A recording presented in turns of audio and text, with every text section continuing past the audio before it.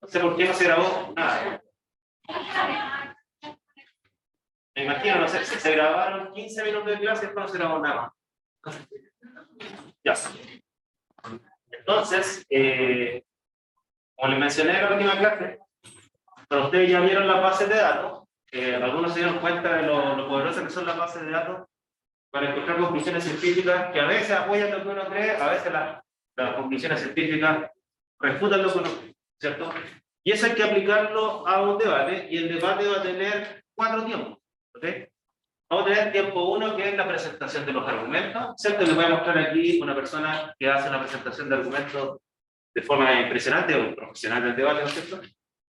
Vamos a después tener una etapa de ataques a los argumentos contrarios, ¿ok? Y ahí les voy a dar algunas sugerencias, a pesar que el tema del ataque a los argumentos contrarios lo vamos a centrar más en la segunda parte del curso, estrategias para atacar y convencer al otro de que yo tengo la razón, ¿ya? Eso lo vamos a ver más en la segunda parte. Por ahora esta parte se la voy a dejar un poco más libre, ¿no es cierto? A pesar que en el ensayo ustedes deberían tener esto más o menos preparado, ¿ya? Cuando ustedes tienen que identificar las debilidades y las fortalezas de ambas posturas. Y por lo tanto, cualquier ataque, entre comillas, ¿no es cierto? Una pregunta incómoda, algún análisis de alguna consecuencia de la postura contraria, ya va a ir más o menos precocinada. ¿Ya? Vamos a tener una segunda etapa, una parte de ataque al argumento contrario. Y después vamos a tener la opción de réplica. Esta es la única parte del debate que va a ser como no preparada. Porque como ustedes no saben lo que les van a preguntar, es imposible que ustedes lleven una respuesta prefabricada. ¿Ok? Pero sí, ustedes podrían quizás anticipar alguna posible pregunta. Y si es que justo se la hacen, tienen la respuesta hecha, ¿cierto? Esa es un poco la idea, pero esa es una apuesta, porque puede ser que las preguntas que ustedes creen que el grupo contrario les va a hacer porque están conscientes de sus debilidades, a lo mejor no se las hace, a lo mejor les sale con una pregunta inesperada, ¿no es cierto? Y ahí tienen que tener cierta capacidad de improvisación, por así decirlo. ¿Okay? Pero, dado que este es el primer debate del curso, en esta parte sí yo les voy a dar un tiempo. O sea, yo les voy a decir a ustedes ya, ¿hicieron las preguntas? Sí. Tienen 5 minutos para preparar la respuesta. Los dos grupos. ¿Ya? Entonces van a poder ahí juntarse y preparar la respuesta. ¿Ok? Les recomiendo, sobre todo pensando en la gente que tiene dentro de sus integrantes personas que están conectadas en línea, que armen un grupo de WhatsApp, ¿ya? Porque la única forma técnicamente de que personas que estén aquí más personas que estén en línea, en esta parte, ¿no es cierto?, se pongan de acuerdo y aporten, ¿ya? La idea es que todos aporten, respondamos esto, lo que sea. Y luego viene la conclusión, que esa ya es una conclusión honesta, ¿no es cierto?, que incluso va a estar en el escrito, en el ensayo que ustedes van a hacer, esa la conclusión va a estar lista. ¿Okay? Ahora ustedes pueden cambiar la conclusión un poco si quieren, porque se portaron algún antecedente extra en el debate, no hay ningún problema. ¿Ya? Pero son los 4 tiempos, y cada tiempo tiene 5 minutos. ¿Ok? O sea, nos va a llevar aproximadamente 40-45 minutos por grupo. ¿Consultas? ¿No? Ya, bien. Vamos a ver a continuación, entonces, ejemplos de personas muy hábiles debatiendo. ¿Okay? Son en distintos contextos y son distintos temas. Voy a irme a un ejemplo de una persona que hace una presentación de alegatos iniciales, ¿cierto? Y el tema, y aquí sí que les voy a pedir que pongan muchísima atención. El tema, si bien es cierto, es como ajeno a nosotros, los que estamos aquí en Sudamérica. Les pido que pongan atención porque lamentablemente este video no tiene una traducción, digamos, nativa al español. Entonces voy a aplicar el traductor automático. Ustedes saben que no es muy bueno, de repente como que no traduce muy bien, ¿ya? ¿Cuál es el tema? Fíjense la pregunta. Contexto. El año que probablemente ustedes nacieron, o antes, ¿no es cierto? Quizás ustedes tienen que haber contado que hubo un atentado terrorista contra 2 edificios gigantes en Estados Unidos, las Torres Gemelas. En realidad fueron 3 atentados, fueron aviones que se estrellaron contra las 2 Torres Gemelas y un tercer avión que se estrelló contra el Pentágono. ¿Okay? Y las personas que se subieron a ese avión lo hacían en el nombre del Islam. ¿Okay? Decían que estaba en una guerra santa contra Estados Unidos y tomaron esos aviones y literalmente se suicidaron y mataron a todas las personas que iban en los aviones también, porque tomaron un avión comercial, se lo robaron cuando estaban en vuelo, ¿no es cierto? Y se estrellaron contra el terreno. No les voy a mostrar la imagen porque son horribles, ¿ok? Son horribles. Las torres gemelas se derrumbaron, gente inocente murió, ¿no es cierto? Que no estaba ni en guerra ni nada. Y bueno, luego de esa fecha se generó, al menos en Estados Unidos, una fuerte debate de si es que el Islam realmente es una religión pacífica o dentro de su núcleo doctrinal está la violencia. Es una religión violenta. Entonces la pregunta de este debate es, ¿si es el Islam una religión pacífica? ¿Ok? Y la persona que les voy a mostrar a continuación hace alegatos que sí es una religión pacífica. De hecho, esta persona profesa la religión islámica, cree en el Corán, cree en Mahoma, ¿no es cierto? Y él es un embajador de esa religión. Ya de hecho se le reconoce como, le han dado como una categoría, un estatus de embajador del Islam, porque es un periodista además muy famoso. Él trabaja en Al Jazeera. Entonces, ahora piensen ustedes, y les hago una pregunta, piénsenla así, bien rápido. Si yo le dijera a usted, díganme qué contenidos podría una persona decir, mira, me voy a posicionar en estos temas, porque en estos temas es cómodo decir que el Islam no es una religión pacífica, o en estos temas sí es cómodo decir que el Islam es una religión pacífica. Ustedes tienen que defender ambas posturas, tanto a favor que el Islam es una religión pacífica, como en contra. ¿Qué temas elegirían? A ver, piensen. Temas, no premisas, no datos. Mira, en estos temas yo creo que aquí tenemos que posicionar. ¿Qué se les ocurre? Antecedentes, ¿de qué tipo? ¿En qué tema? ¿Antecedentes en qué tema? Porque recuerden que cuando ustedes presenten sus alegatos a favor o en contra de sus temas, ¿no es cierto? Tienen que ustedes decir, mira, mi alegato es a favor, pero tengo muy claro que la controversia tiene estas 4 dimensiones, pero en estas, a favor todo estar cómodo. No voy a nombrar la otra porque la otra va a estar realmente incómodo. ¿Ya? ¿Sí?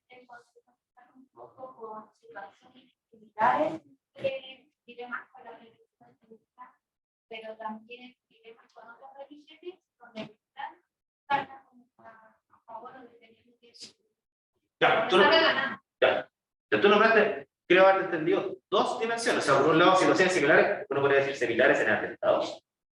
Claro, si el tema son los atentados terroristas, por supuesto, vamos a dar argumentos centrados en el contexto de los atentados terroristas. Y voy a nombrar no solamente las Torres Gemelas, voy a nombrar un montón de los atentados que han tenido que ver con atentados de gente que profesa el terrorismo.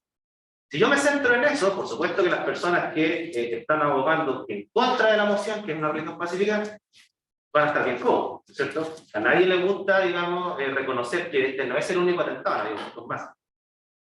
Y por otro lado, ¿no es cierto?, la comparación con otras religiones podría tener dejar bien cómoda a la gente que está a favor de esta moción, porque quizás no es la única religión en el nombre de la cual se han hecho atentados. De hecho, la verdad es que no es así. O sea, muchas otras religiones han hecho atentados. ¿Ok? Fíjense cómo hace los alegatos. Ahora, hay alguna parte que ustedes no van a entender, porque esta persona se refiere a la contingencia del Reino Unido, donde hubo un político que está abogando porque a las personas de la religión islámica no las discriminaran, porque está toda esta discusión muy ardiente. Veámoslo cómo lo plantea. Déjenme ver si es que la traducción automática funciona. En español, repito, no es muy amable la traducción. Y déjenme compartir esto con sonido para las personas que están en línea. We are having a very entertaining night, are we not, with some very interesting things being said. From the other side of the house tonight, let me begin by saying, as a Muslim, as a representative of Islam, I would consider myself an ambassador for Islam, a believer in Islam, a follower of Islam and its Prophet. So, in that capacity, let me begin by apologizing to Anne-Marie for the Bali bombings. I apologize for the role of my religion and me and my people, for the killing of Theo van Gogh, for 7/7. Yes, that was all of us. That was Islam, that was Muslims, that was the Quran. I mean, astonishing claims. to make in the very first speech tonight, on a day like today, where the Conservative Prime Minister of the United Kingdom is having to come out and point out that these kind of views are anathema. And I believe you're trying to stand for the Labour Party to become an MP in Brighton. If you do, and you make these comments, I'm guessing you'll have the whip withdrawn from you, but then again, UKIP's on the rise, they'll take you, the BNP, they might have something to say about your views. This is what Mehdi Hasan always does. By the way, just on a factual point, since we heard a lot about the second speaker, about how backward we Muslims all are, on a factual point, you said that Islam was born in Saudi Arabia. Islam was born in 610 AD. Saudi Arabia was born in 1932 AD. So you were only 1,322 years off. Not bad? Not bad start there. Talking of maths, by the way, a man named Al-Khawarizmi was one of the greatest mathematicians of all time, a Muslim, worked in the golden age of Islam. He's the guy who came up with not just algebra, but algorithms. Without algorithms, you wouldn't have laptops. Without laptops, Daniel Johnson tonight wouldn't have been able to print out his speech in which he came to berate us Muslims for holding back the advance and intellectual achievements of the West, which all happened without any contribution from anyone else other than the Judeo-Christian people of Europe. In fact, Daniel David Levery... Se fijan que él lo que está haciendo es que hubo un orador previo que en el fondo endosaba que el Islam es el Islam y los países musulmanes, que una cosa son los países musulmanes y otra cosa es el Islam. El Islam es la religión y los países musulmanes es el grupo de países que tienen leyes islámicas, ¿ya? Entonces, él se está refiriendo a que el orador previo, dentro de su argumento, había dicho que el Islam ha retrasado el avance de los países musulmanes, como que es una religión atrasada y que el mundo del este, por así decirlo, es más atrasado que el oeste. ¿Okay? Y él está tratando de dar sus argumentos. The author of the Pulitzer Prize-winning historian and author of The Golden Crucible points out that there would be no Renaissance, there would be no Reformation in Europe without the role played by Ibn Sina and Ibn Rushd and some of the great Muslim theologians, philosophers, scientists in bringing Greek texts to Europe. As for this being our university, I will leave that to the imagination as to who is our and who is there. I studied here too. An astonishing set of speeches so far making this case tonight.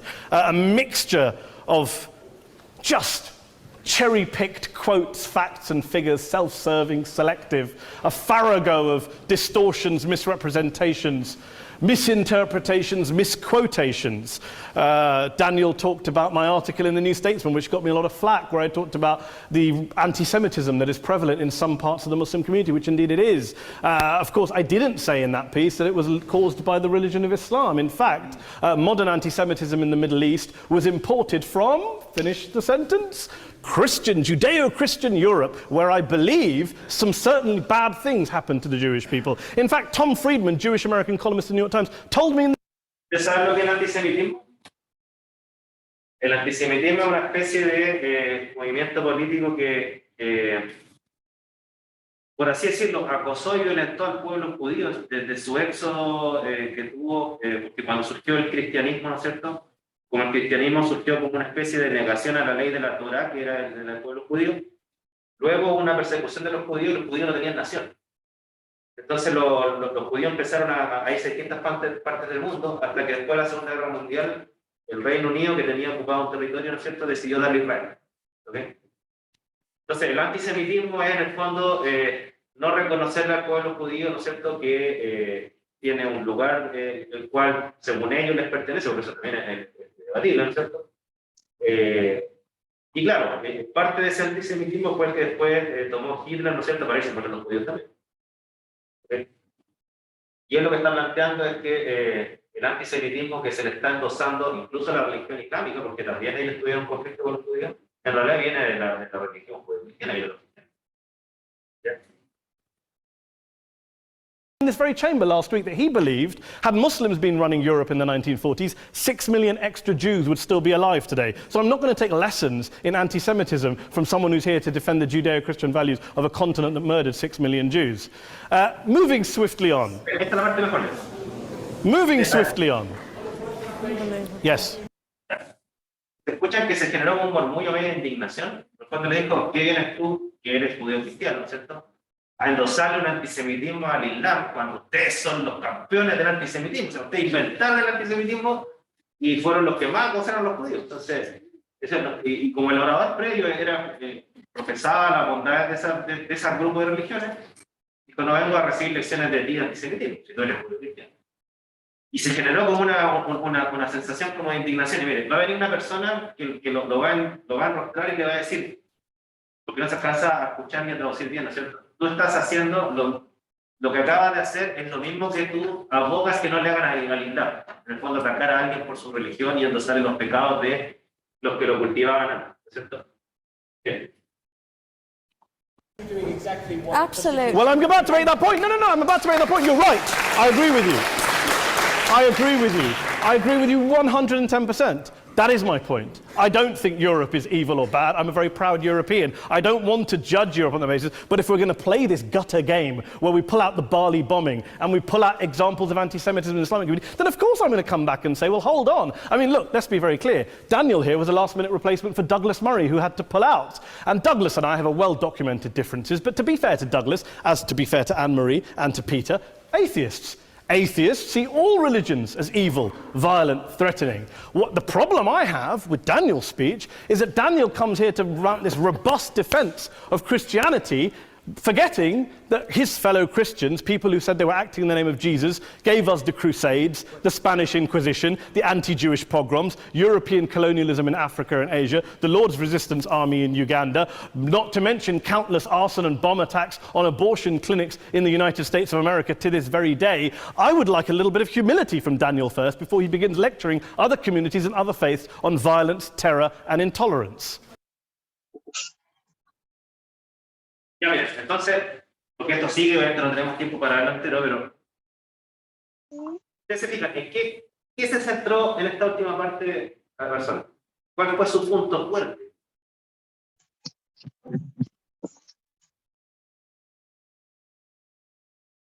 ¿Sí? ¿Habla? ¿O no? No te digo. Y no me vas a llevar los juegos. Ya te dije. Por eso te dije que fuera con la papá. No, yo- Bueno, tus cosas. Yo no quería ser con mi papá. Ellos salieron.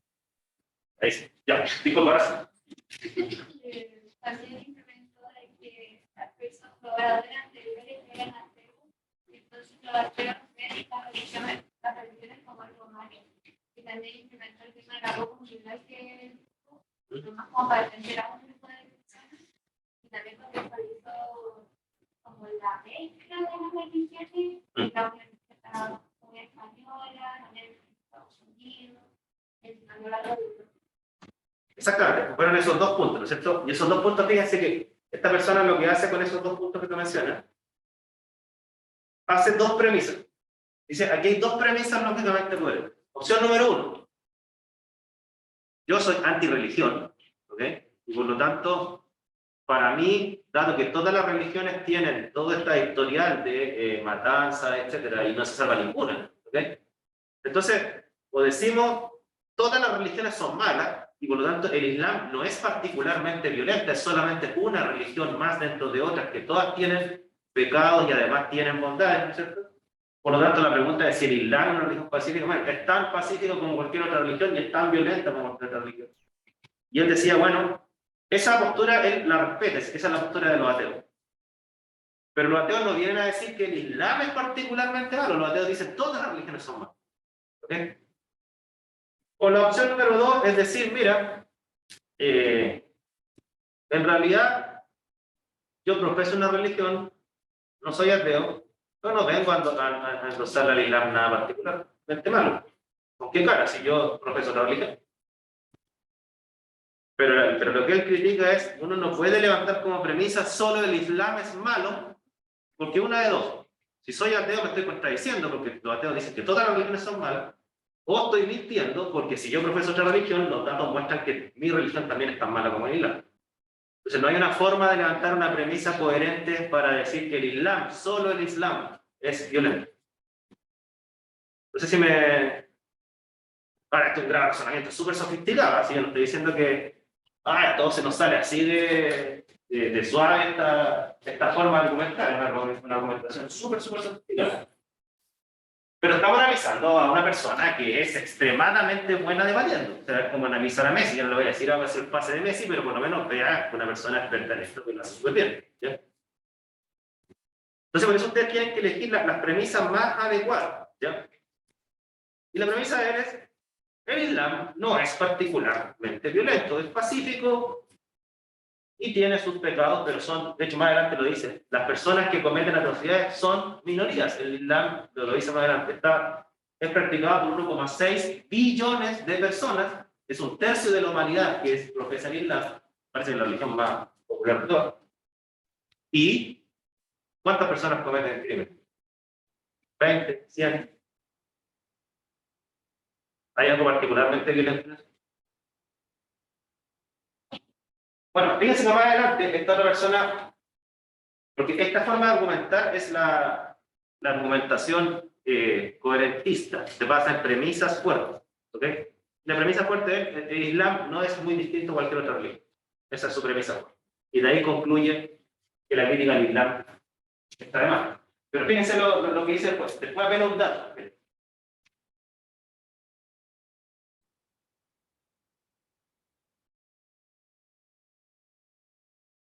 Adelante.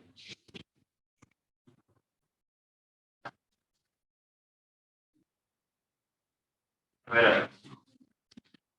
Vamos a continuar con una parte. Si alguien tiene alguna pregunta, me dice por favor.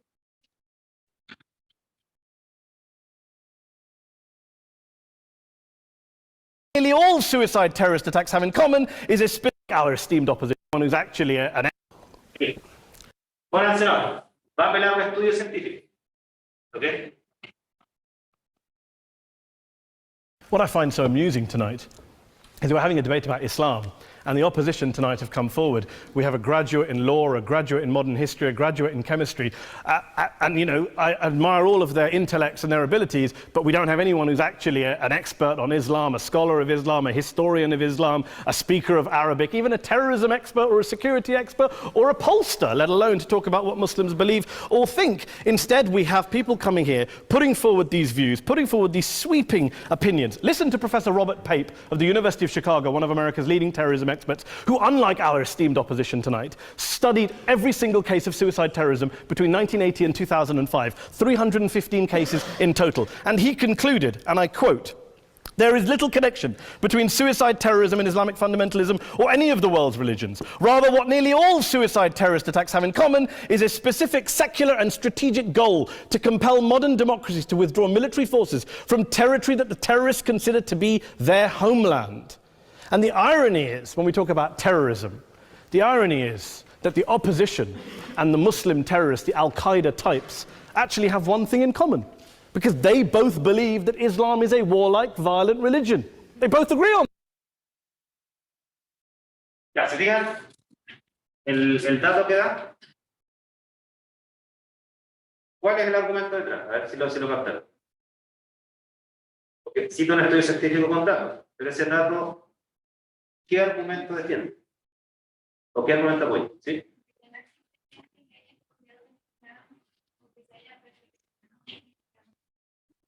Cuando leyó la cita del señor, empezó a hablar del terrorismo y empezó a hacer como una similitud entre su punto de vista para el punto de vista del terrorista.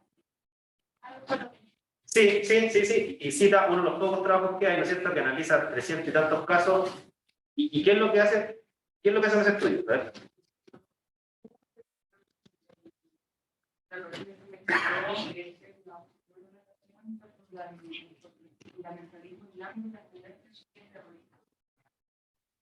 Eso es, además de lo que dices tú, ¿no es cierto?, de que faltaba gente experta que estudie esto, la conclusión, como decía su compañero, ¿no es cierto?, es, porque fíjense, las personas que dicen, sí, el Islam es violento, entonces, ¿qué es lo que dicen? La razón por la cual existen atentados terroristas suicidas es porque lo hacen en el nombre del Islam. ¿Qué es lo que concluye este estudio? ¿Qué es lo que concluye el estudio que cita esta persona? Dice, mira, se analizaron 300 ataques suicidas y se analizaron los discursos, normalmente esto se hace así, se analizan los discursos de las personas que hablan del ataque suicida, etcétera, toman documentos. ¿Y cuál es la causa por la cual hacen los ataques suicidas? Porque no es, según este estudio, un tema religioso. ¿Cuál es la causa? Sí, al lugar al que se lo hace es porque dicho lugar como que ataca armadamente al que hizo el terrorismo. exactamente. Exactamente. La causa no es que yo leo el Corán y el Corán me dice ataque a Estados Unidos. No, no. Yo lo que hago es, Estados Unidos me invadió mi país, o lo que yo considero mi país o mi tierra santa, y como respuesta a esa invasión que se considera injusta, ahí van a devolver el ataque. Y eso es transversal a todo el ataque suicida de toda la religión. Esa es la causa, la verdad. Según ese estudio, yo no digo que estoy de acuerdo, no, pero que es lo problema. ¿Ya? ¿Alguien la está hablando? Entonces, esta persona lo que hace es hacer un alegato con las dos estrategias. El alegato coherentista, ¿cierto? Y el alegato correspondentista, con datos. Preguntas, consultas. ¿Cuántas? ¿Sí? Fue él que contrapuntó el tema de la radio. Porque yo entendí de que los estadounidenses tenían como el derecho de atacar a porque también comparte su patria o A ver, si ese son de arte, te refieres a la última parte del video.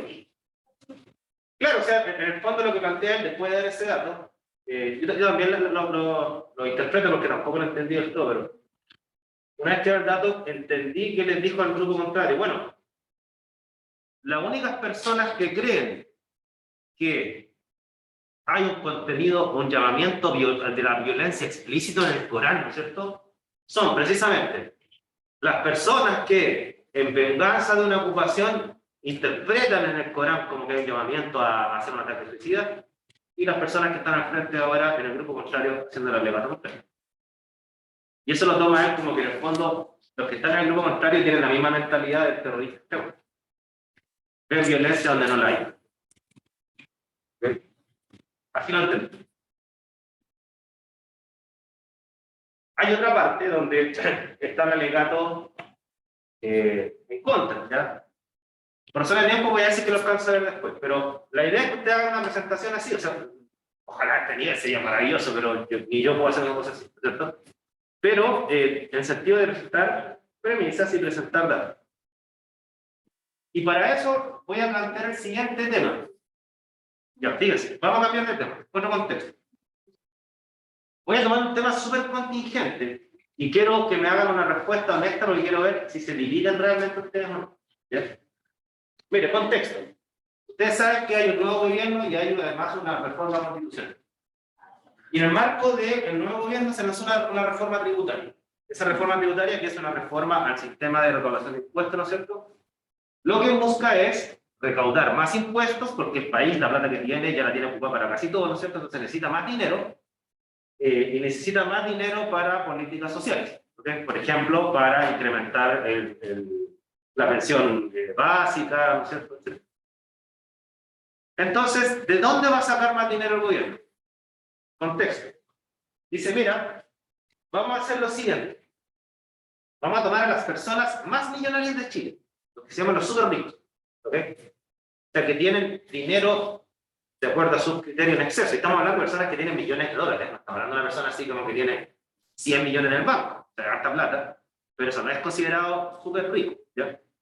Estamos hablando de personas que tienen creo que de 5 millones de dólares para arriba en patrimonio, que es patrimonio, por ejemplo, autos, casas, acciones, etc.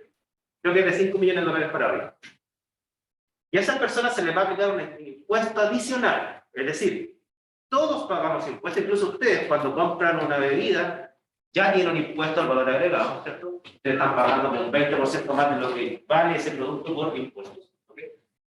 Los que trabajamos, tenemos un impuesto a la renta, o sea, las personas que trabajan se les descuenta un porcentaje de su sueldo y se da impuestos, pero después que uno trabaja, y por ejemplo ya, uno gana, no sé, 1 millón de pesos, pero de ese 1 millón de pesos, en realidad uno recibe 900.000, porque ya 100.000 se lo lleva el Estado. Pero con esa plata, ¿no es cierto? Uno que es lo que hace, compra cosas ya. Ahorro, me compro un auto. Y ese auto está mi nombre, ¿cierto? Ahorro, me compro una casa. Y esa casa está mi nombre. Lo que propone el gobierno es poner impuesto al patrimonio. Es decir, si yo trabajé, ahorré pagué todo el impuesto que por haber, me compré cosas, y esas cosas valen, supongamos, 100 millones de pesos, me demoré 20 años en tener un patrimonio de 100 millones de pesos, ¿okay? Lo que propone el gobierno es poner un impuesto al patrimonio, es decir, si yo tengo una casa que vale 100 millones de pesos, el gobierno va a empezar a cobrar desde ahora en adelante 0,5% de impuestos a ese patrimonio y va a ir subiendo hasta un 2%. Es decir, si lo aplicamos no a una persona súper rica, a una persona que tiene una casa así grande, igual, una casa de 100 millones de pesos, una casa bien grande, ¿no es cierto? Quiere decir que si usted tuviera una casa de 100 millones de pesos, tendría que pagar 2 millones de pesos mensuales en impuestos todos los años. ¿Ok? Ese es el impuesto al patrimonio. Obviamente que usted, salvo, bueno, no conozco su realidad, capaz que ustedes sean a lo mejor el nieto de Luxi, son súper ricos, ¿ya? Pero la mayoría de la gente no le va a aplicar ese impuesto. Se le va a aplicar solamente a las personas que tienen super patrimonio. Supongamos una persona que tiene 10.000 millones de pesos en patrimonio. Bueno, saquen el 2% de 10.000 millones de pesos, ¿eh? Sáquenlo. 2 por 10.000 dividido en 100.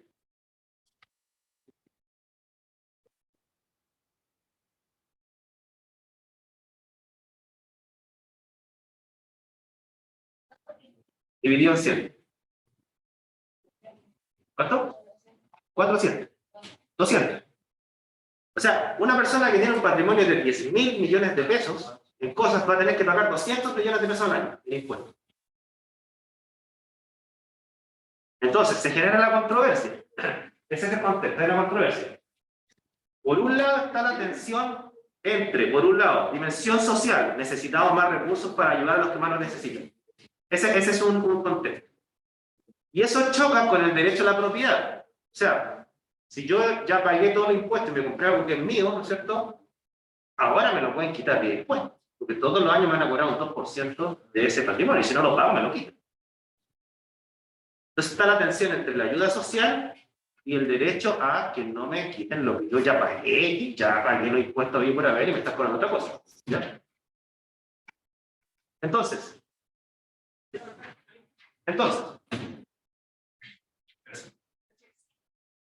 pregunta. ¿Quién está a favor del impuesto a los super ricos y quién está en contra, dado esta explicación? Levanten la mano los que están a favor. Por favor, los que están en línea también levanten la mano. ¿Quién está a favor del impuesto a los super ricos? La gente que está en línea, por favor. Levanten la mano. Natalia está a favor. Y aquí sigue levantando la mano. ¿Verdad? ¿Quién está a favor del impuesto a los super ricos?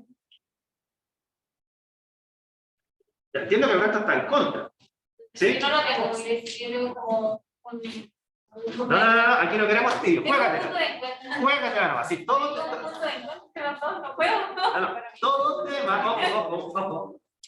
tema suficientemente complejo, nunca van a estar cómodos con ninguna de las dos posiciones. Nunca. ¿Ya sí? A favor. Ya. Entonces, por favor, los que están en la sala, los que están ahora presencial, todos los que están a favor, vaya. Todos los que están a favor, todos los que están a favor del impuesto a los super ricos, para acá. Los que están en contra del impuesto a los super ricos, para allá. Y los que están en línea.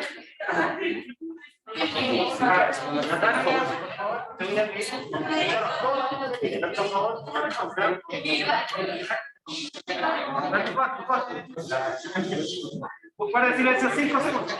Por favor. A ver. Guarda silencio porque si no nos van a escuchar la gente en línea. Por favor. Allá, chicas. 5 segundos. Para que me escuche la gente en línea. La gente que está en línea, por favor, escriban en el chat cuáles son los contenidos y ojalá las premisas que van a utilizar para defender tanto su postura a favor algunos o en contra. Escríbanlo y yo se las comunico a los grupos. ¿Ya? Sepárense por favor y el trabajo que vamos a hacer es lo siguiente, súper simple. Paso número uno. Indiquen, por favor escuchen. Paso número 1. Se juntan en grupos. Si son muy grandes pueden armar 2 subgrupos. Ya, no hay problema. Indiquen qué contenidos o dimensiones ustedes creen que su postura va a estar cómoda para posicionarse. persona no supervisó o también esa persona podría perfeccionar? No, la pregunta es exclusivamente los súper ricos. O sea, la controversia es exclusivamente los súper ricos. Esto no se está aplicando a una persona que gana un buen sueldo. No. Está hablando de personas súper ricas, multimillonarias. ¿Okay? Imagínense 5 millones de dólares en patrimonio para arriba. 5 millones de dólares son 4, a ver, son como 4, 40, son como 4.000 millones de pesos. ¿Ya? Entonces, forman grupo y necesito que hagan dos cosas. Contenido, es decir, mira, pongan atención, paso número 1. Contenido. En estos contenidos nos centraríamos en una legata inicial para defender nuestra postura. Primero los contenidos. Después las afirmaciones. Es decir, en este contenido yo haría esta afirmación inicial con estos argumentos. ¿Ok? Dos trabajos. Contenido y afirmación y después argumentos. ¿Ok? Eso es lo que ustedes tienen que hacer en el día. Tienen 11:28. Tienen 10 minutos. Yo los voy a ir ayudando. Pero, ¿Ah?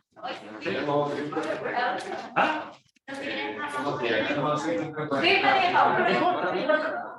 importa.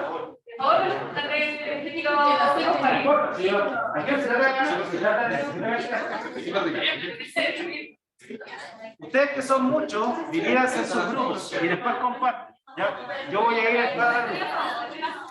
La gente en línea, piensa en los documentos y se los escribe. ¿Ya?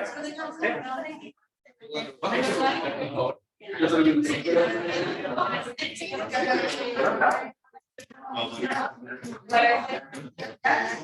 lo que pasa es que tienes que hacer el documento, o sea, tienes que preparar el ensayo, tienes que ser consciente de cuáles son las debilidades de la postura. Que generalmente la debilidad de la postura monetaria está en los temas que por tanto tus preguntas están las debilidades. ¿Ya? Yo voy a presentar un video de alguien que hace la réplica. Ya, aún. Pero en general están las debilidades. Ahora ustedes se van a mezclar sus fortalezas. Piensen ustedes en las fortalezas de seguridad. Van a hacer las debilidades. ¿Qué le preguntaría a seguridad?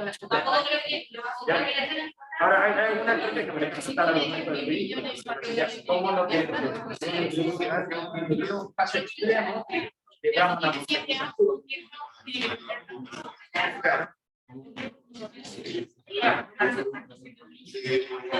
es una forma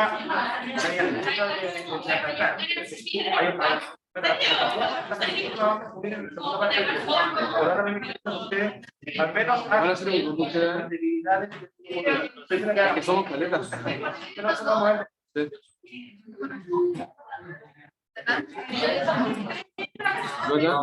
Y hay que tenerlo. Y ya está. ¿Ustedes están a favor o en contra? Ah, ok.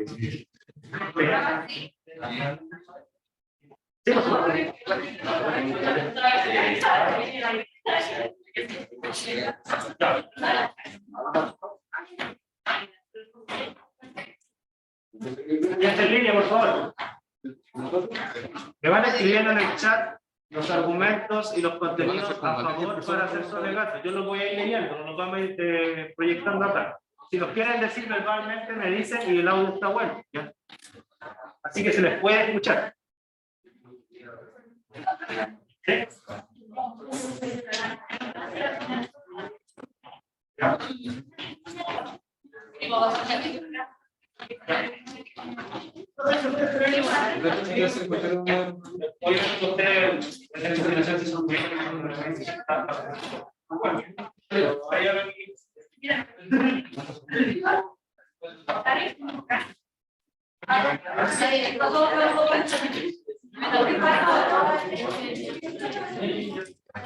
¿Están a favor?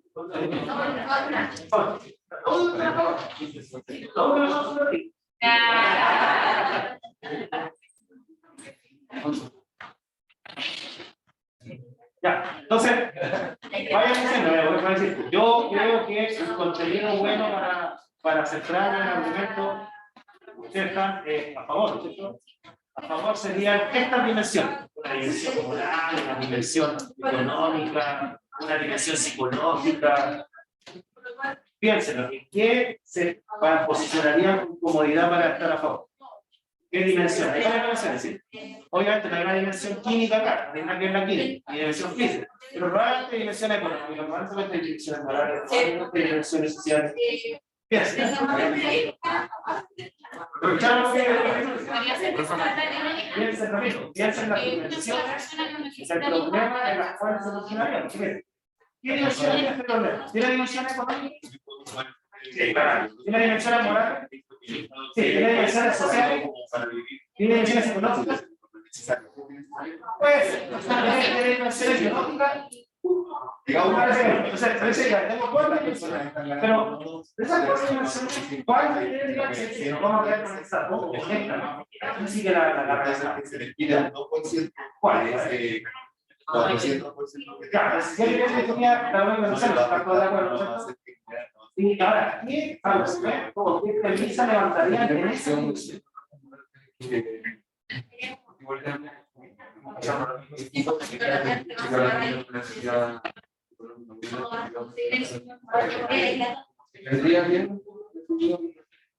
pero igual tienes que tener en cuenta que Está hablando de la justicia. Justicia social. ¿Qué te decía? Después nosotros digo, pero no sé si por los mismos argumentos que van a dar. igual pero no podía. Ahora, no digo que esté en contra cómodamente, o sea, igual me siento culpable de estar en contra. ¿Lo ves? ¿Todo la misma hora? No, me dice que me gusta de joven. Las drogas, no sé, que me dicen que tiene que ir uno de los dos. Y luego yo voy a ir y por ir con la de los domingos y en Ah, no, pues si me dijeron entonces, yo me siento bien. Pero no digo que me siento ya feliz, yo voy a ser canchero, no, para nada. no, pero yo tampoco digo que todos venían para los perros, pero ha llegado todavía. Claro, no sé, persona. Porque soy muy crítico, bueno, sí, así lo Oh, entonces sí, está dando más argumentos. Pero piensa en una premisa de justicia social. ¿Sí?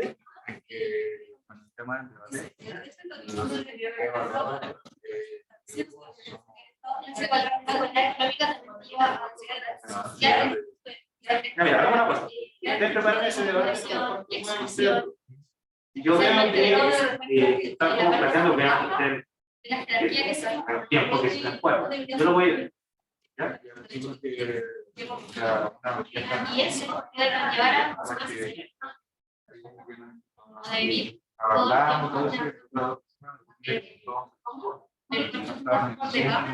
Ya.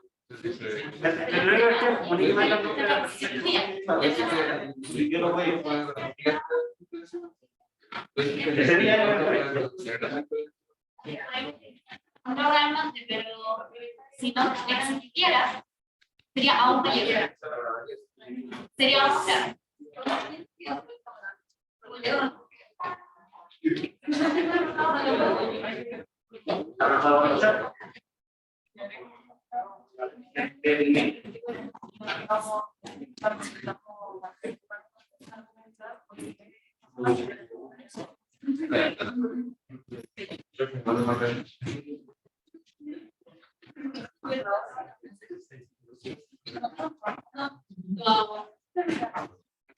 Una cosa que nosotros somos ya. Aquí voy a prestar el chat acá. Está negociando. Matías dio un excelente argumento, Matías tiene un excelente argumento a favor y es un argumento económico, en la dirección económica. Ya. Lo voy a mostrar cuando ya empiecen lo legal, ya, pero aquí tienen un partner en línea con un excelente argumento. Sí, claro, lo que pasa es que como están en línea y técnicamente no podemos conversar ahora con él. Ustedes, ¿no es cierto? Por eso yo les decía que a la hora de debatir, si les toca que en línea tengan un grupo de WhatsApp en el momento, para que vayan compartiendo información directamente. Entonces yo voy a quedar a hablar argumento de él una vez que empiece lo leer. ¿Ya?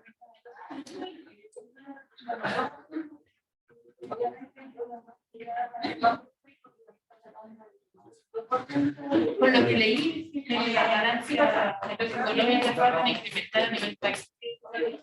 Así que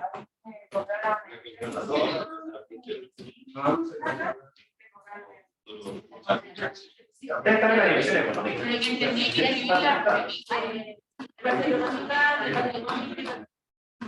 Ya.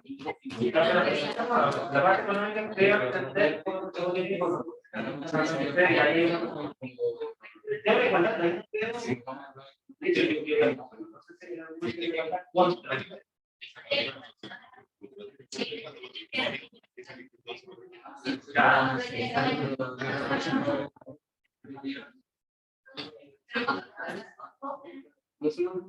Ah, ya no está. Ah, sí, por sí. Podríamos hacer Eso no es igual.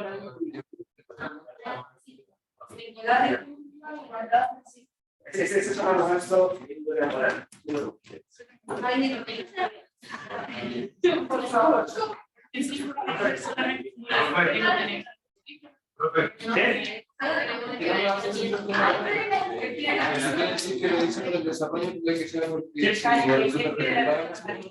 van a aportar a la ganancia, puede aumentar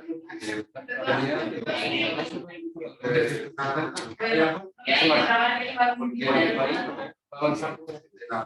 Si el país saca dinero de ese 2%, tendría que beneficiar más a este Banco Internacional.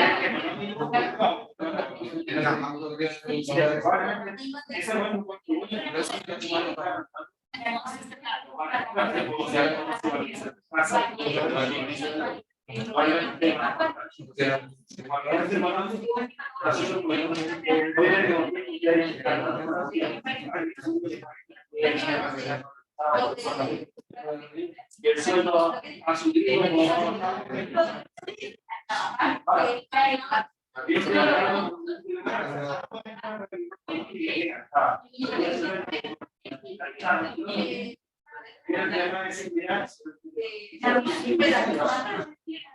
no solamente lo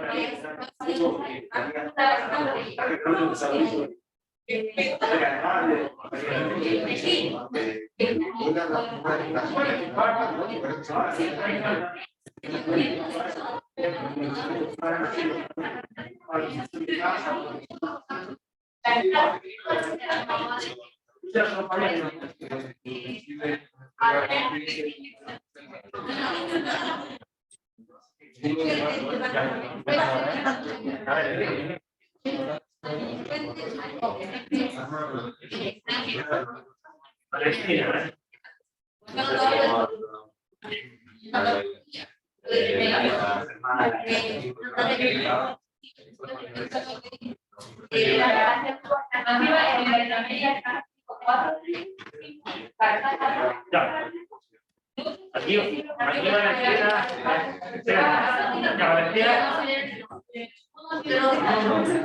Valentina, acaba de dar un argumento económico en contra excelente, excelente, se lo vamos a compartir al grupo en contra. ¿Ya? Tienen una muy buena rival aquí, un argumento económico muy bueno en contra. ¿Ya?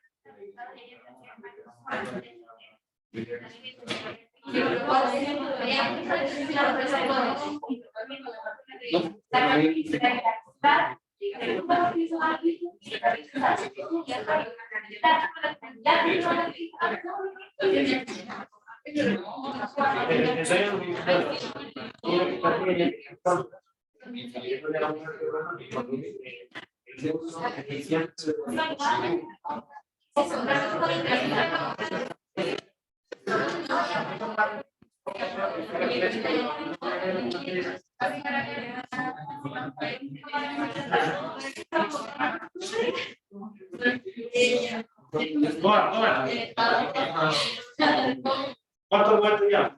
O sea, para la dirección, es eso de la con la moral. También mencionamos la parte ya.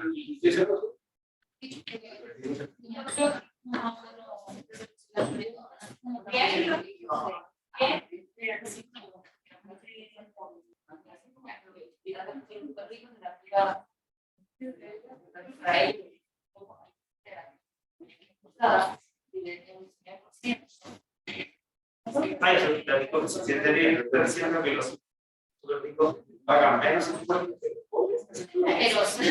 sí. No es relativo, o sea, es decir, los pobres que la verdad de los pobres, ¿cuál es el que no estamos delgados? Que van disuelto. Yo casi no he hecho todas esas mujeres femeninas. Entonces, todos los pobres pagan probablemente.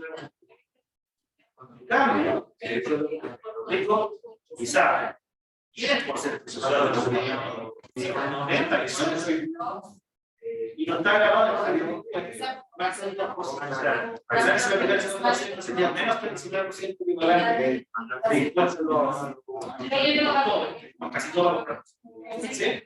Esa parte de ese económico es muy bueno. Sí, datos que eso es y ya dices, pero para apoyar, oye, la base de datos y eso me parece estadística que hemos que todo lo que ya va a ser que hace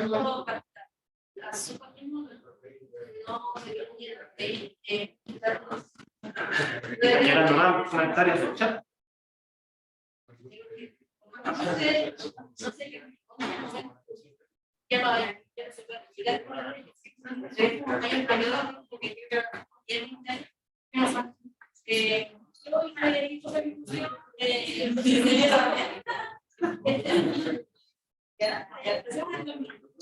estamos en 2020. Soy ya lo que dice tú, sepa, tiene principio moral, en que los impuestos deberían ser voluntarios, son obligatorios. Sí, por detrás es un principio moral, es que nadie te puede robar el fruto de tu trabajo. ¿Ok? Vamos a tocar ese tema.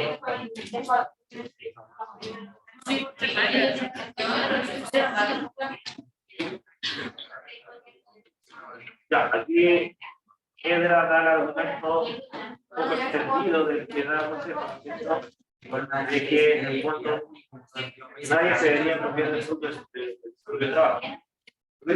No sé si lo moral, eso vamos a tocarlo.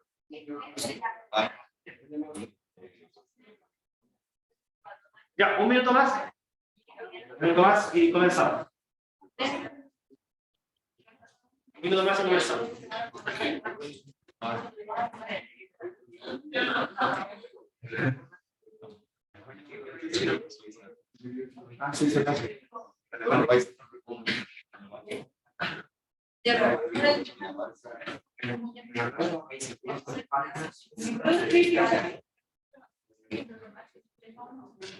No me siento bien. Ya. Tiempo. Ok, por favor, pongan atención.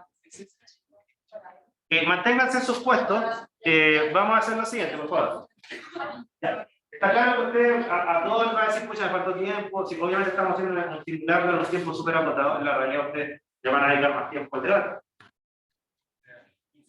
Quiero escuchar las dimensiones y los argumentos que ustedes tengan. Si que tienen muchos, por último, den los que ustedes consideran los mejores. Si ustedes tienen 10 argumentos, bueno, ustedes 1 o 2, los que ustedes consideran los más potentes. ¿Ya? También voy a leer los argumentos que han dado por el chat, que han sido también muy, muy buenos. Ya, aquí, grupo, ustedes, pongan atención, por favor. Ustedes están a favor, ¿no es cierto? ¿Quién me puede leer los argumentos que han anotado? ¿En qué dimensiones son? ¿Quién lo lea? Decirle a alguien que lo lea, por favor, para que no se estén repartiendo. ¿Quién me puede leer los argumentos? ¿Léelo o no? Reparte. ¿Ah? Ya, bueno, ya. A ver. Acá. ¿Quién puede leer los argumentos, por favor? Si los leen, nada más de leerlo. ¿Quién se anima? Ya. Monse. Silencio, por favor. Silencio. Monse, dale. Solamente lee, si no vamos a entrar en una... Esto no es una prueba ni nada. Escucha.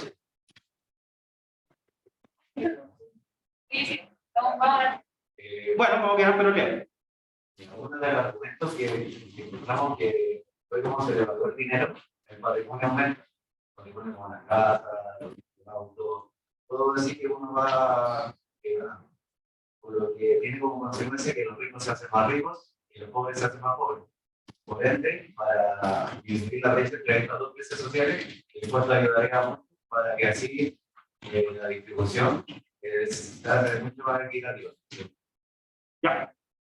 Voy a comentar el documento y ahí tú lo ves siguiente. Lo que acabas de dar es un argumento moral y económico. O sea, el económico, esa es una afirmación que, como yo les mencionaba, probablemente está apoyada con datos. Si ustedes llegaran a un debate, además que hay datos que demuestran lo que acaban de decir, ¿qué acaban de decir ellos? Cuando alguien tiene un patrimonio, por ejemplo, una casa, el patrimonio se valoriza. O sea, y eso probablemente es cierto. O sea, una casa que valía 20 millones hace 10 años atrás, mejor ahora hoy día vale 60. ¿Ya? Pero los sueldos no crecen en esa misma proporción, incluso a veces se devalúan. Entonces, y eso aumenta la brecha y el principio moral de la desigualdad económica que hay que reducirla, ¿no es cierto? Ya, está bien, ¿cierto? ¿Qué más? La concentración del patrimonio de Chile, del patrimonio de los super ricos, es de las más grandes de América Latina, y su patrimonio y los bienes de los ricos son un 16.1% del Producto Interno Bruto que existe. Y la fortuna de los super ricos están concentradas en los sectores de las finanzas, la minería, forestal, el retail, y todo lo que es el trabajo acá de lo que son los chilenos beneficia más a los super ricos. El 1% el 1% de los más ricos de Chile concentra el 49% de la riqueza total del país. O sea, de que el 1% de los más ricos, solo el 1% concentra casi el 50% de toda la riqueza total de lo que es Chile. Ya. Y en Latinoamérica existen 104 ultra ricos y 8 son chilenos. O sea, de que va considerando que nosotros somos 17 millones y acá como que todo el pueblo maneja como lo que es la super rica de Chile. Y aparte de eso, las recaudaciones que se esperan que sean de 4.000, 6.000 millones de dólares y destinarían como una meta básica de emergencia para las familias que sean como de 3 personas, que sean como, por así decirlo, una familia que es la normal o la más cotidiana que existe, que son como de 3 personas, que son la mamá, el padre y un hijo. Y todo eso beneficiaría a 4 o 6 millones de a 400 o 600 personas por año. Ya, o sea, ustedes han dado varias premisas en distintas áreas. Ya, la premisa moral de es mala la superacumulación de riqueza en unos pocos. Eso es una premisa moral que, no digo que es perfecta, pero es muy buena. ¿Ya?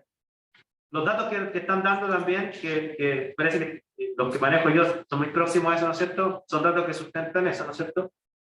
Y hay una premisa moral que me imagino que todos la vamos a encontrar buena, ¿no es cierto? Independientemente de uno la comparta, ¿no? Y es que las personas que más lo necesitan hay que ayudar. ¿Sí? Y te refieres tú a ese grupo de personas, ¿no es cierto? Familia de un tipo que tiene poco interés. Súper. Ok. Vamos a escuchar entonces al alegato aquí del grupo en contra y después voy a leer lo que dice el chat y de ahí pasan ustedes que quisieron que hagan. ¿Ya? ¿Sí? Ah. Muchas gracias. ¿Falta usted? Ya. Por favor, grupo en contra. Lean o tranquilo.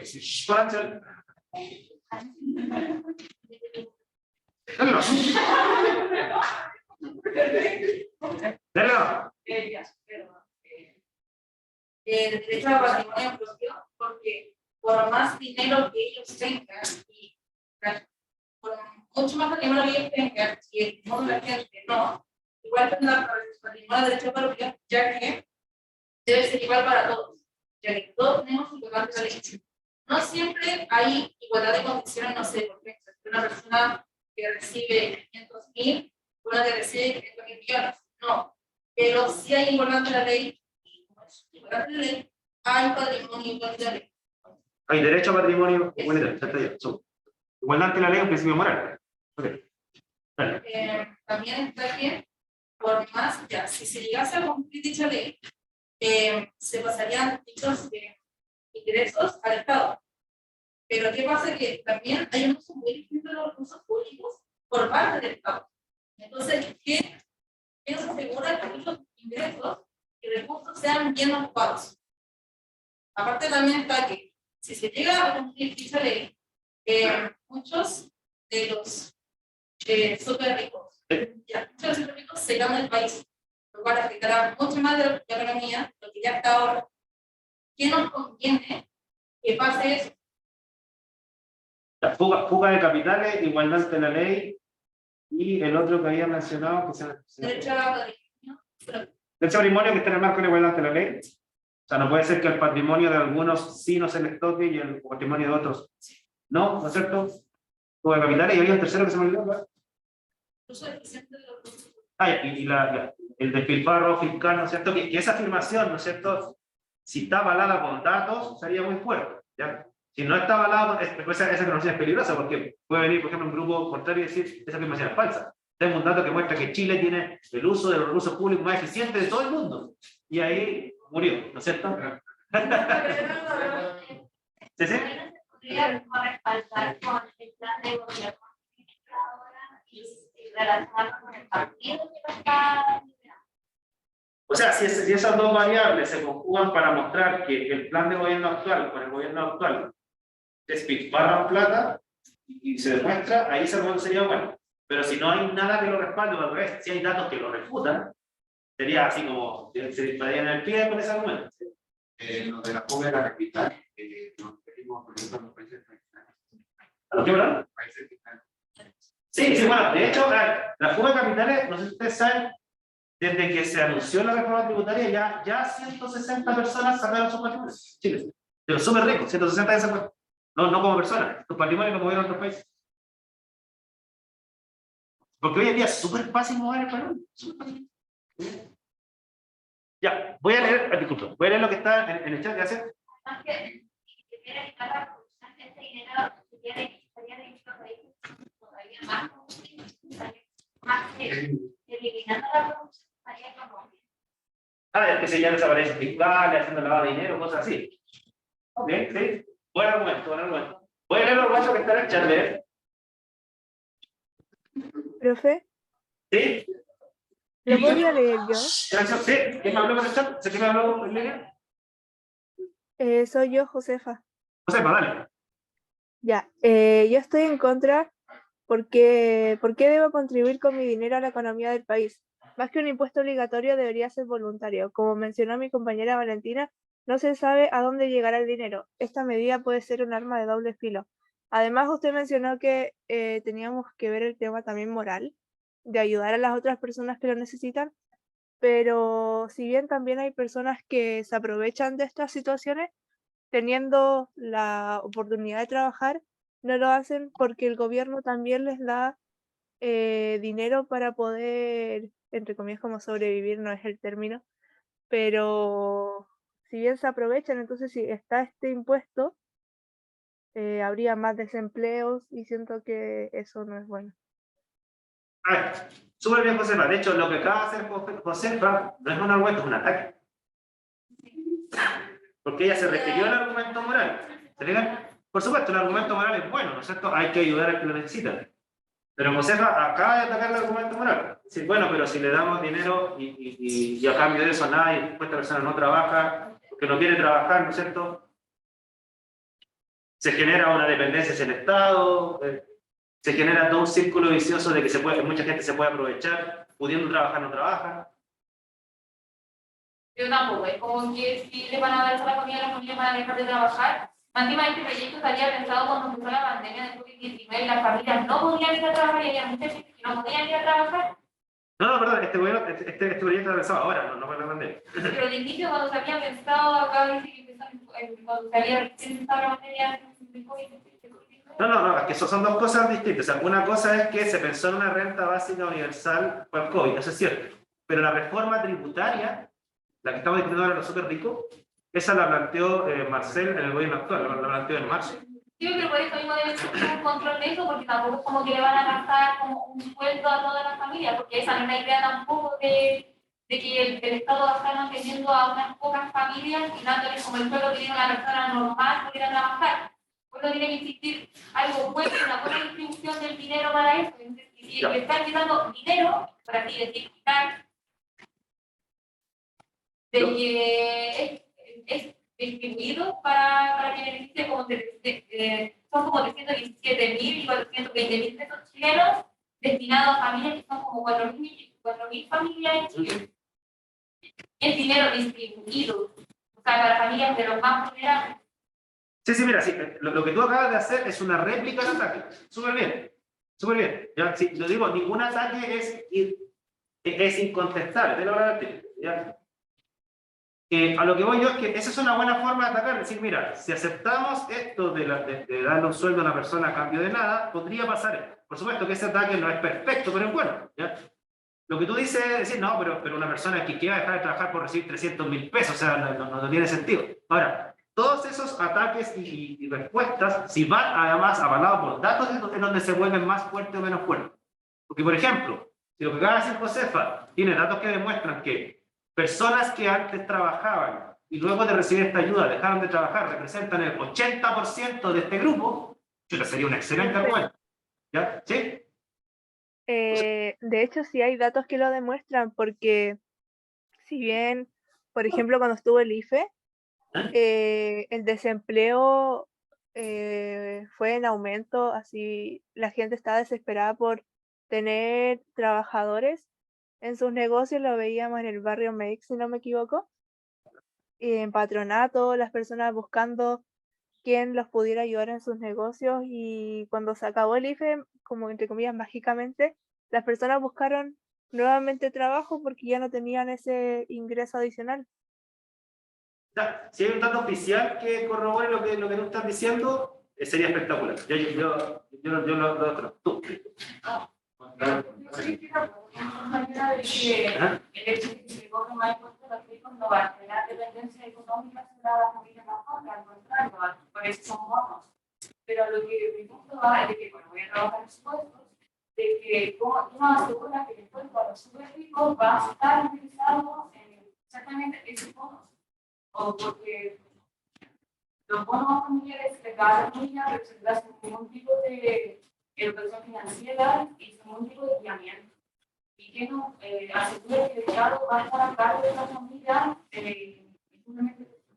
solamente darle bonos sin ningún tipo de otro apoyo. Incluso la familia que reciben estos bonos o el víctima, aparte de que no tienen educación financiera, tampoco tienen un apoyo psicológico. Y eso de que se le cobra más cosas súper ricos y de que ya varias familias han sacado su patrimonio acá en Chile, provoca una desestabilización entre los mismos impuestos y entre el mismo dinero que se paga a este tipo de familias. Hay gente que dice que se termina recaudando menos. Exacto. De hecho, los bonos... Claro. Ahora, no sé si hay datos que avalen eso, pero si hubiesen datos, sería un dato muy fuerte. ¿Ya? No tengo internet, pero créanme. Déjame leer, yo tiene un muy buen argumento, no viene en contra, ya a favor en el chat. Voy a leer, salvo que, no sé, está Juanita y Matías, si lo quieran decir verbalmente, me interrumpen no, pero yo no voy a leer lo que está en el chat. Aquí Juanito Fuentes dice, estoy en contra, puesto que aunque sería injusto expropiar a uno sus bienes, a pesar de que estuvo trabajando por conseguir. Y si puede que actualmente una familia de súper ricos no trabaje o siquiera se esfuerce por conseguir capital, pero hubo alguien de ese linaje que se mató trabajando o comenzó a emprender de a poco para dejar a su familia en su descendencia en donde está. Ya, no sé si entienden el principio moral, es decir, en el fondo lo que pone Juanito, y si es que no te interpreto bien me corriges, ¿no es cierto? Es que este impuesto es castigar el esfuerzo. Porque una persona que tiene un montón de plata, no decimos todos, digamos, pero muchos de ellos fue porque ahorraron, se restringieron, en vez de gastarse la plata, invirtieron, se arriesgaron en el negocio, ¿no es cierto? Cosa que la mayoría de la gente no se arriesga a ese nivel. Y bueno, a los que les fue bien, porque a muchos les fue mal, ¿no es cierto? Tuvieron su premio y ahora lo vamos a castigar. ¿Ok? Eso sería como injusto de acuerdo a lo que plantea Farid. Pero no tiene que ser un castigo de cierta manera, sino que es como una forma del gobierno para solicitar ayuda en el momento en el que está necesitado. A ciertas personas que en ese momento, por lo menos en el momento en el que se les está solicitando el dinero, tienen la comodidad y no la necesidad para usar ese dinero. Ya, esa es una buena táctica, lo que tú acabas de hacer. O sea, sí, por ejemplo, si Juanito estuviese en el grupo con ese alegato, ¿no es cierto? Tú podrías dar ese ataque y decir, no es un castigo por esta razón. ¿Ok? Súbele, ¿sí? Pero es que no le está solicitando, está ordenando. Porque solicitar es así como, ¿pueden por favor ayudar a esta causa? En cambio, está diciendo, No es la Teletón. vamos a hacer tal O da impuestos para la cárcel, ¿no es cierto? Lo está ordenando. Pero es Claro, que, por eso, claro.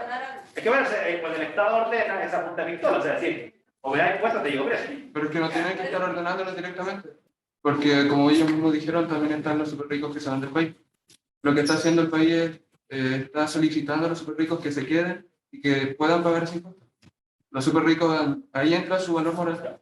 Porque si ellos no quieren pagar y no quieren ayudar al país, se van. Y si quieren ayudar y apoyar al país, se quedan. Ya, esos dos argumentos, disculpa, antes de hablar, yo quería ir aquí, después le doy la palabra. Cuando llegamos a ese nivel de discusión, finalmente uno dice, ya, ahí hay un solo argumento, porque si no van a seguir pimponeándose los otros, pero en el fondo después va a quedar como a criterio de la gente que está presenciando el debate, y en la segunda parte de este curso vamos a entrar en la persuasión de ver a quién le creyeron más. ¿Ya? Entonces, déjame leer un poco para ver los argumentos que están en el chat.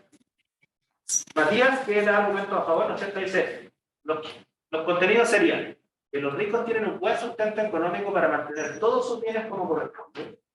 Pueden usar parte de su dinero para contribuir al país al conseguir ganancias más de lo normal. Considero que una buena premisa es que dicho dinero que tiene en exceso puede ser usado en pagar más impuestos que ayudan enormemente a la economía del país. Puesto que aunque paguen una gran cantidad de ellos, es algo que deberían poder recuperar al poseer patrimonio de alto precio mediante su trabajo o lo que sea que hagan. O sea, en el fondo, esto es un argumento económico, o sea, es que tiene un trasfondo moral. O sea, decir, oye, pero si no es que ahora los ricos van a empezar a disminuir su patrimonio porque le estamos pagando un 2%. Ese 2%, un poco lo que dan ustedes también, ¿no es cierto? Se va valorizando en el tiempo y probablemente ese 2% es menos de lo que va creciendo su riqueza. O sea, van a seguir siendo súper ricos, pues van a seguir teniendo cada vez más plata. No es que el súper rico va a decir, oh, voy a terminar pobre por esto y me van a robar todo el patrimonio. No es así. Ya, es lo mejor argumento que estamos dando. Si esto estuviera avalado por datos, mejor. Ya, por supuesto, con el tiempo que tenemos, no da para buscar datos. Dijo Matías Puerto. Matías por 2. Sí. Usted había levantado la mano y después ustedes sí hablan, pues, ¿ya? Ustedes preguntaban de nuevo. ¿Te había levantado la mano? O ya te retractaste por el debate que estamos teniendo. Ya eso, ya. Que tampoco es la forma de suscitar lo contrario, ¿no? Ya que por más que sea algo de aporte moral, afecta al patrimonio. De dicha persona se ganó, lo cual el patrimonio no se debe caracterizar su derecho. Me falta hablar. Sí, gracias. Ya. Síganos, mira. Ok, ¿y en tu hermano tú ibas a decir algo más? ¿Tú? ¿No? Ya, ¿qué hago usted? Ya, mientras dan sus argumentos, yo voy a anotar a la gente que está en línea. Les falta anotar. Pero la idea es que ustedes escuchen la gente. No, si lo estoy escuchando, a pesar que soy hombre, puedo hacer una cosa y media. Ya, denle no, sí. Creo que estoy escuchando. Por favor, lean para que todos escuchen. Lean.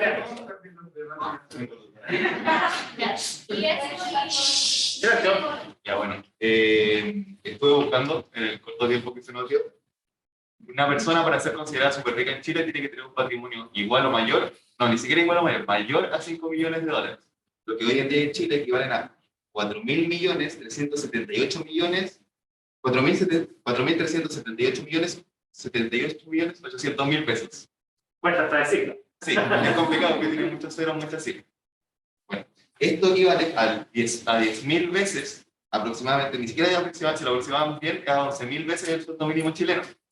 O sea, esta persona podría pagarle el sueldo con su patrimonio a 11.000 personas, aproximadamente. Si es que a esto le retiramos el 2,5%, que sería el impuesto que se propone hoy en día, se les estaría restando 109.470.000 pesos, quedando como esta persona con un patrimonio, luego de la cobranza de este impuesto, con 4.269.330.000 pesos, es decir, 10.673 veces el sueldo mínimo chileno. O sea, esta persona no estaría recibiendo ni siquiera un perjurio, ni ninguna, no se le estaría como restando una cantidad mayor o que le perjudicaría en su forma de vivir a esta persona.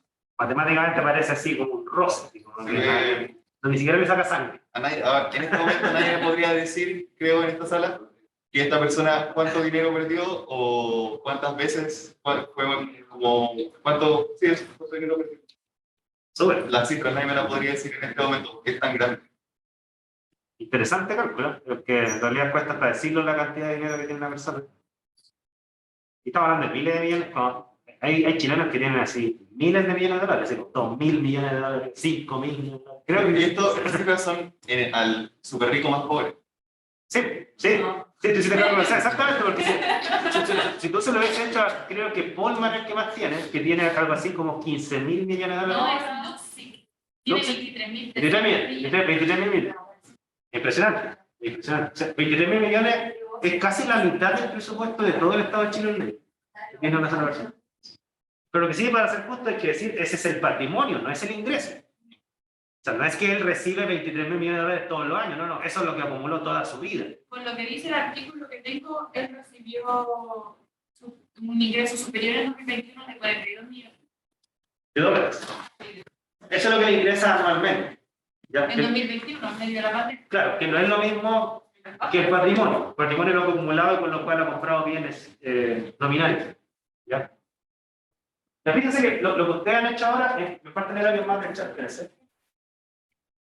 Edra dice acá, bueno, José Falla dio la argumento. Edra dice en contra, porque como dijo Juan muchas veces, para llegar a ser rico se parte por trabajar demasiado. No creo que sea justo que alguien deba pagar más en vez de disfrutar del fruto de su trabajo. Como quiera. ¿Okay? Como dijo Valentín. Entonces sabe al fin, el fin real donde va a reflejar. O sea, en el fondo el argumento de Edra es, si yo trabajé y compré algo, es mío. Y tengo todo el derecho a disfrutarlo, porque ustedes me lo van a quitar. Aunque sea un 2%, si el tema no es cuantitativo, el tema es moral. No existen los robos chiquititos o los robos grandes. ¿Es robo o no es robo? Es que cuando quieren son chilenos. Porque cuando es como para ayudar a las personas, ahí van y no van a dejar su plata a otro país y la mueven para donde quieren. Pero cuando... Pero si es de ellos. ¿Qué te importa? Eso es el argumento de él. ¿Ya? ¿Te preguntan a ti acaso qué haces con tu dinero? No. Pero todo por el sistema neoliberal que quedó por la dictadura y la privatización. Todo por el sistema neoliberal que quedó de la dictadura y la privatización de las empresas que están ahí. Si la mayor parte del patrimonio de ellos es por la privatización de las empresas que hicieron durante la dictadura, donde se implementó el sistema neoliberal que trajeron los Chicago Boys de Estados Unidos. Yo no me sé el caso de Lucy, que tengo entendido que él es empresario minero en Chile. ¿Ya? No sé si heredó una empresa pública o no. ¿Ya? No, en el caso de Lucy no sé si cuadra con eso, porque tengo entendido que él partió teniendo minas de cobre y que se las compraron los japoneses a un precio alto y ahí partió su riqueza. O sea, él no es de los que heredó. O sea, disculpa. No es como la gente de CQM, por ejemplo, yo trabajé en CQM. La gente de CQM tengo entendido que era una empresa estatal que después se privatizó y se vendió a precio de huevos a los amigos de la dictadura y ahí se volvieron millonarios. El caso de CQM creo que cuadra con eso. El caso de Luxi no me atrevería a decir. ¿Ya? Déjame leer el argumento de Josefa. Josefa ya de este argumento, ¿cierto? ¿Por qué contribuir con dinero a la economía del país más que un impuesto obligatorio debe ser voluntario? Claro. Es que miren, el tema de la solidaridad, dice, hay un argumento bien bueno que tiene que ver con lo que plantea Josefa, dice, nadie está discutiendo que no hay que ser solidario, pero la solidaridad es voluntaria, no es obligatoria. ¿Ok? Solidaridad obligatoria no es solidaridad. ¿Ok? Ese es otro argumento que está dando. Los chilenos fueron solidarios con ellos toda la vida desde que se implementó eso, porque ellos como que se adineraban con todo lo que hacíamos acá en el país. O sea, mira, hay un argumento que es marxista que te va a gustar, ¿cierto? Que dice, ni un millonario se hace millonario por sí solo, los trabajadores lo vuelven millonarios. Porque los que producen la riqueza son los trabajadores realmente. O sea, que sacan el mineral, lo procesan, lo transforman en los carros. Entonces, finalmente, el millonario se vuelve millonario porque compra la mano de obra que lo vuelve millonario. Por lo tanto, en el fondo le está devolviendo un poco las manos nomás a los trabajadores. No es que le estén robando. Porque en estricto rigor, dice un marxista, ¿ves? Toda la riqueza que generan los trabajadores debería quedar distribuida entre todos los trabajadores. Y el que pone la plata no tiene por qué llevarse más. Se lleva la fracción que le corresponde. Si no, sería explotación. ¿Ves? Esa es como la teoría de la explotación marxista. Ya, ¿te gustó? ¿Te gustó? Bien, bien. Ya fíjense que lo que ustedes acaban de hacer en estos pocos minutos es más o menos el nivel que espero en el debate. Y lo hicieron en muy pocos minutos. Y no es más que esto. Salvo que ustedes van a tener más tiempo de buscar más información, eso sí, porque muchas de lo que ustedes dijeron, si va acompañado de datos formales, eso lo vuelve más potente. Pero no sabemos si nos va a salir tan del alma decir cosas a lo mejor que nos tocaron en las que estamos de acuerdo. Porque... Sí. Porque ¿qué escogimos? Aquí ustedes cogieron, entonces nada, se emocionaron. El ejercicio es que el que les tocó defender, bueno, tienen que hacer el ejercicio de darse cuenta que tienen argumentos. ¿Ya? Pero se fijan cómo ustedes se van atacando moralmente en los puntos débiles, que es la pregunta que me hacías tú. ¿Cómo yo armo un ataque? Fíjense en los puntos débiles. Tú hiciste un ataque, Josefa hizo un ataque, tú hiciste un ataque, ustedes hicieron un ataque. No, no nombre solamente a Josefa, porque no me sé los nombres de todos, porque Josefa como... Entonces, ustedes hicieron un ataque en los puntos débiles y lo hicieron intuitivamente, no tuvieron que calentarse la cabeza para calentarlo, no es más que eso. ¿Ya? Entonces, eso es lo que vamos a hacer en la próxima sesión. ¿Ya? Y obviamente que le voy a dar tiempo. Si alguno de ustedes, como lo han manifestado, tienen problemas con los miembros de su grupo porque no participaron, no aparecieron, me comunican el nombre de esas personas porque a lo mejor dejaron el ramo. ¿Ya? Y yo los grupos que queden en desventaja, yo esos grupos los voy a apoyar porque obviamente no pueden ser 2 contra 4, sería muy absurdo. ¿Ya? Ya. Nos vemos.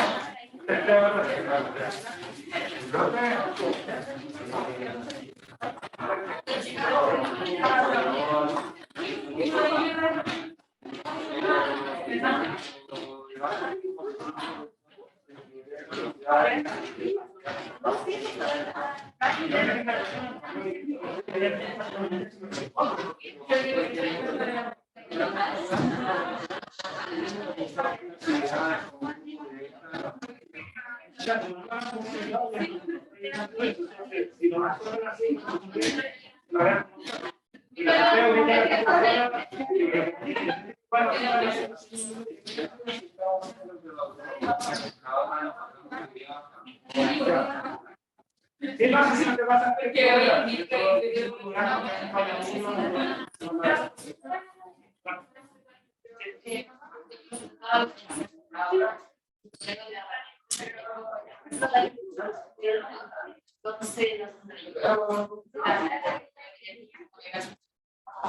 ya.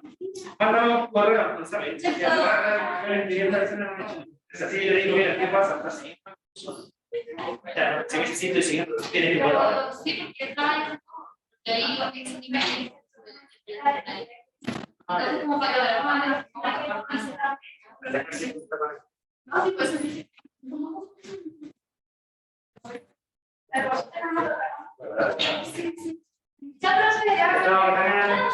No. Basta. Ya, entonces,